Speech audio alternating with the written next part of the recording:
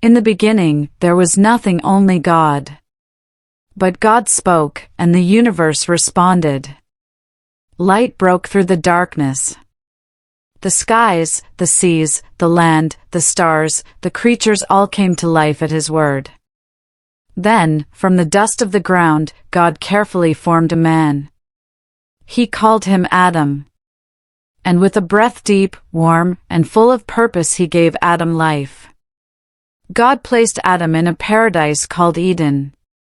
It was a garden unlike anything we've ever seen, filled with vibrant trees, flowing rivers, and animals of every kind. There, Adam walked in peace. But even in all that beauty, something was missing. God said, "It is not good for man to be alone." So He caused Adam to fall into a deep sleep.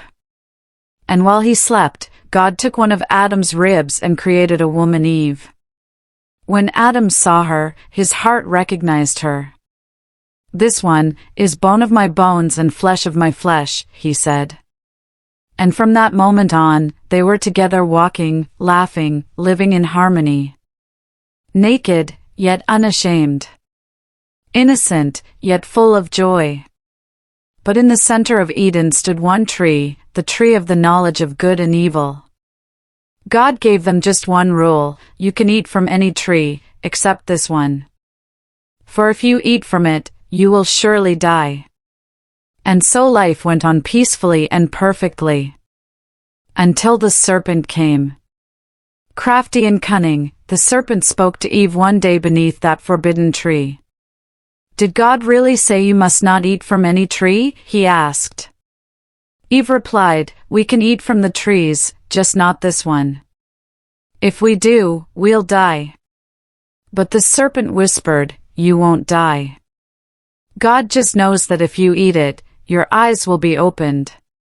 You'll become like Him, knowing good and evil." Eve looked at the fruit. It was beautiful, desirable, even innocent looking. She took it, bit into it, then handed it to Adam. And he ate too. Suddenly, everything changed. Their eyes were opened, and so was their shame. They realized they were naked. They tried to cover themselves with leaves.